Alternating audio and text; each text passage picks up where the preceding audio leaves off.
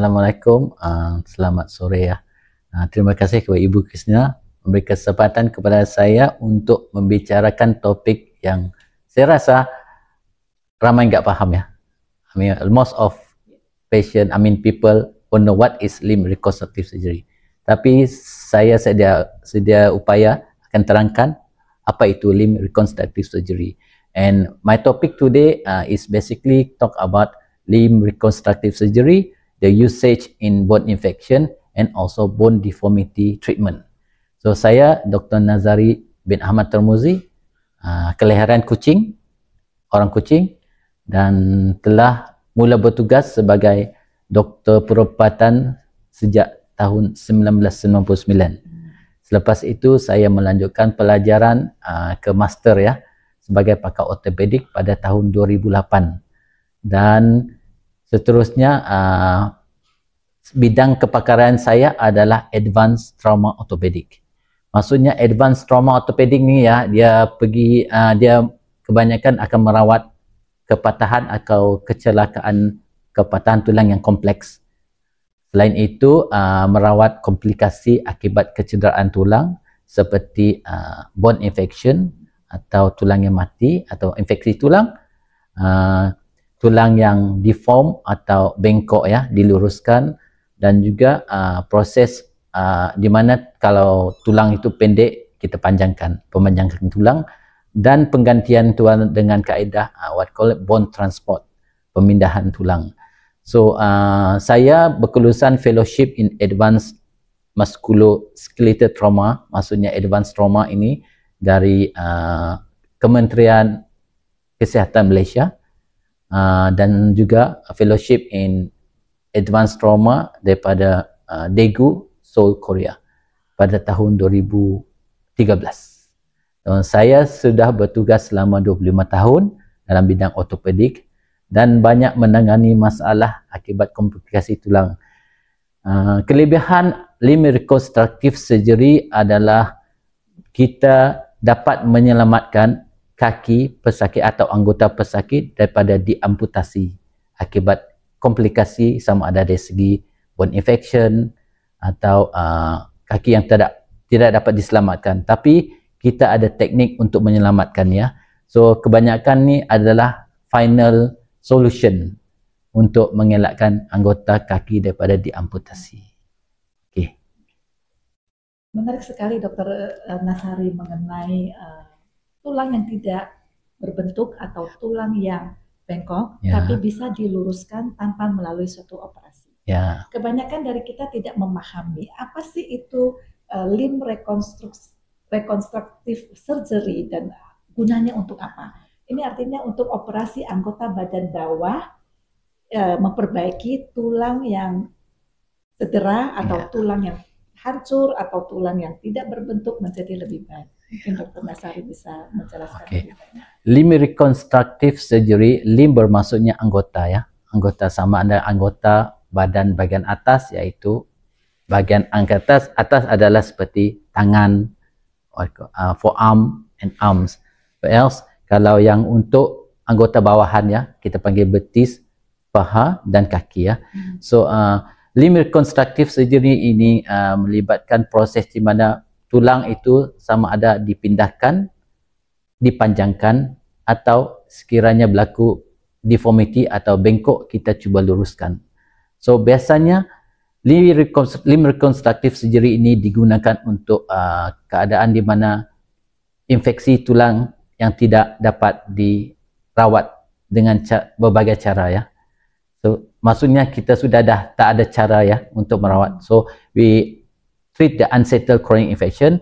Selain itu, kebanyakan tulang yang bone deformity, yang bengkok akibat neglection, maksudnya diabaikan, atau rawatan yang tak sepatutnya, maksudnya rawatan itu tak betul ya.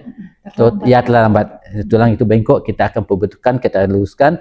Selain itu, kita kalau sekiranya tulang itu hilang, kita cuba gantikan dengan kaedah bone transport. Kehilangan tulang ni akibat sama ada dari segi saya kebanyakan merawati pesakit yang kecederaan trauma ya. Kebanyakan tulang hilang akibat daripada kecederaan atau kecelakaan. Dan selain itu ia boleh digunakan untuk punya kanker ya, kanker. Di mana kanker kalau tulang tu dipotong kita boleh guna untuk transport. And then kelebihan seperti yang saya katakan adalah untuk prevent amputasi ya, mengelakkan amputasi. So itu sebab sedikit berkenaan dengan limb reconstructive surgery. Seterusnya nanti kita akan pergi seterusnya macam mana kaedah limb reconstructive ni dilakukan ya. Ya Ibu Christina ya. Jadi dengan adanya limb reconstructive surgery ini menyelamatkan kaki dari amputasi. Ya. Nah, dokter mungkin akan bisa membantu kita seperti apa sih masalah-masalah yang tulang yang infeksi dan tulang yang perlu diperbaiki untuk dengan cara menyelamatkan anggota badan tubuh kita. So biasanya infeksi tulang ni atau bone infection happen after 10 weeks, within 10 weeks after the injury. Usually be due to what call it the open fracture. Maksudnya tulang itu patahnya ada luka ya. So this mean there's a communication between the environment. Kalau kecelakaan kita nggak tahu sama ada is contaminated atau dikotorkan oleh tanah, pasir ya, atau anasi-anasi yang kuman dari luar ya, menyebabkan infeksi kepada tulang. Selain itu there's a bone loss akibat bone loss atau deformity of the bone. So infeksi akan berlaku apabila berlakunya keadaan seperti ini. Satu lagi apabila berlaku akibat dua faktor ya, sama ada faktor daripada pesakitnya sendiri, iaitu degree of injury, berapa teruk kecederaan ya, sama infection atau bone open fracture atau polytrauma, maksudnya kecederaan anggota badan yang banyak ya. Selain itu pesakit sendiri sama ada dari segi kesihatan adalah it's not good. The patient has like diabetes ya, atau renal failure ya. Ini satu lagi keadaan sosial pesakit tu ya, ada yang chronic smoker, alcohol consumption, menyebabkan sistem antibody badan adalah kurang. Dan bagi pihak doktor yang merawat ya, kebanyakan masalah infeksi tulang ni, infeksi bone ni akibat daripada what we call inexperienced doctors. So once you have inexperience in treating this type of patients, you will have a wrong principle of treatment.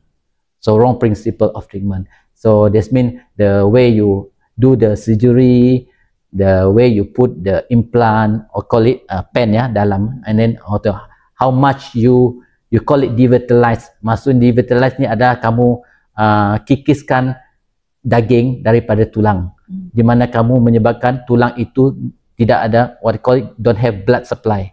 Lama kelamaan tulang itu akan mengering dan mati. Itu adalah sesudahnya tulang itu mati, it is a source of what we call it the bakteria atau kuman-kuman ya, untuk membiak di dalam tulang, menyebabkan infeksi akan menjadi semakin parah ya. So macam ni di sini kita akan tengok gambar rajah ya, di mana berlakunya kecederaan, di mana tulang ni, yang tulangnya di sini ya sudah mati ya, akibat tak ada bekalan darah. So tulang ini perlu dibuang.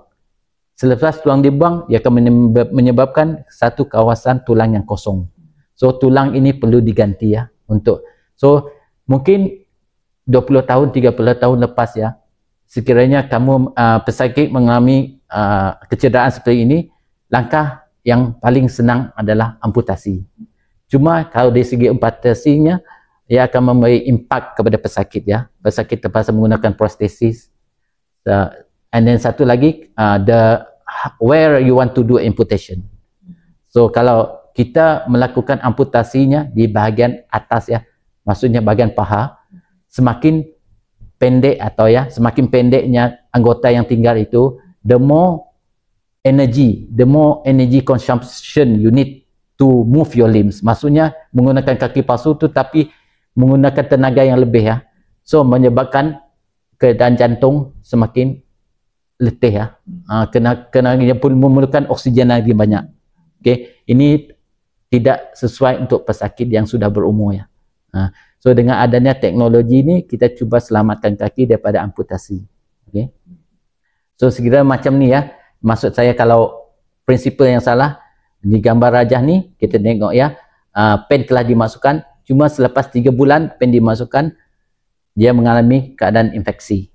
So it's impossible, mustahil untuk kita tinggalkan pen di dalam dengan keadaan infection. So ia akan menyebabkan badan atau pesakit itu dalam keadaan bahaya untuk jangkitan kuman. So kita kena buangkan pen yang sedia ada, tapi tulang itu memerlukan sokongan. So sokongannya masuk kita kena gunakan teknik limb reconstructive surgery untuk melakukan penggantian tulang menggunakan alat seperti yang akan saya tunjukkan nanti ya. Okay.